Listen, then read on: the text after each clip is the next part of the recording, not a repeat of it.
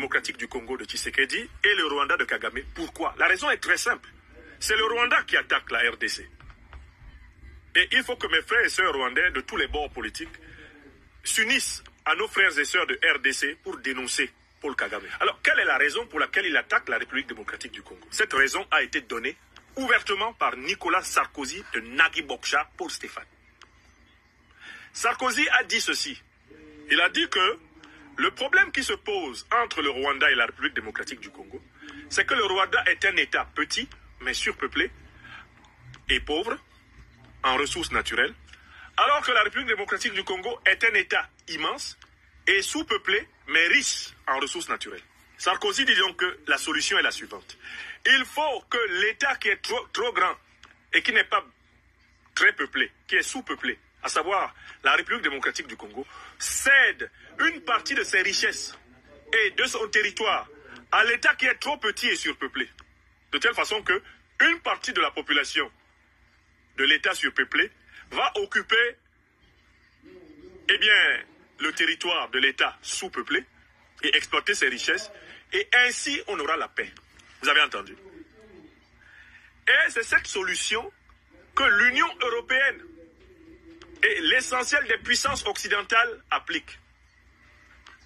L'Union européenne signe un accord de recel des richesses du Congo volées par le Rwanda avec le Rwanda. Donc, on sait très bien que le Rwanda et l'Ouganda jouent le rôle, en réalité, d'arracheurs des ressources naturelles congolaises pour les brader aux multinationales occidentales. Voilà le modèle. Voilà le modèle qui est à l'origine de la crise des Grands Lacs.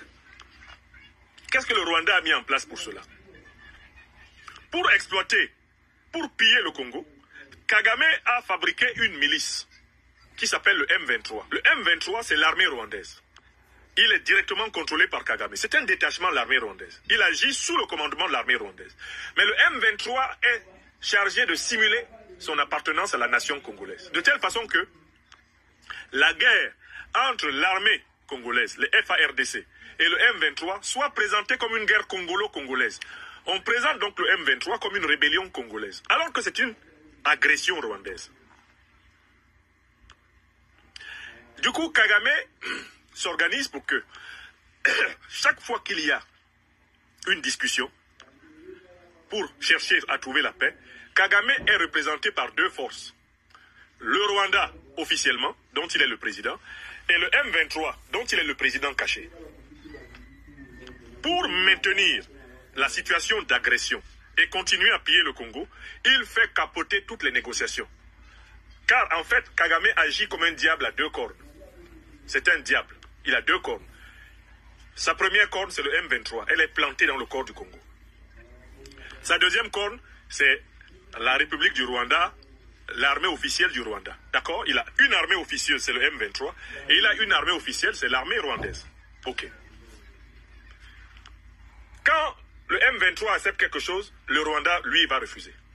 Quand le Rwanda accepte quelque chose, le M23 va refuser.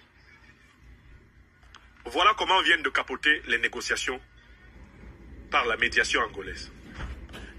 Kagame, à la dernière minute, dit au président Lourenço, le président angolais, je ne peux pas venir là-bas, il faut d'abord que les Congolais s'entendent entre eux. Je veux que Tshisekedi discute avec ses frères congolais du M23. Ils sont du même pays. Quand ils vont finir de s'entendre, ce sur quoi ils vont tomber d'accord, moi Kagame, je viendrai, je serai d'accord une fois que le M23 et Tshisekedi seront d'accord. Or, en fait, qui est le M23? C'est Kagame. Kagame fait capoter toutes les négociations parce que l'échec des négociations est la condition de la continuation de la prédation. Il a fait du Rwanda un État qui a besoin que le Congo soit pillé pour lui fonctionner de manière optimale. Donc, je voulais attirer l'attention des Africaines et des Africains sur le fait que j'avais déjà dit que les médiations entre Tshisekedi et Kagame sont vouées à l'échec, tant que le paradigme de la situation politique congolaise n'est pas changé. Quel est le paradigme? Et je conclus par là. Ces deux régimes ont les mêmes maîtres néocolonialistes et impérialistes occidentaux. L'affrontement entre l'armée rwandaise, à travers le M23, et l'armée congolaise, les FARDC, a été organisé sciemment par les grandes puissances néocolonialistes et impérialistes qui sont les parraines du Rwanda et de la RDC actuelle. La République démocratique du Congo ne peut sortir de cette situation qu'en rompant avec les maîtres qu'elle a en commun avec le Rwanda. La médiation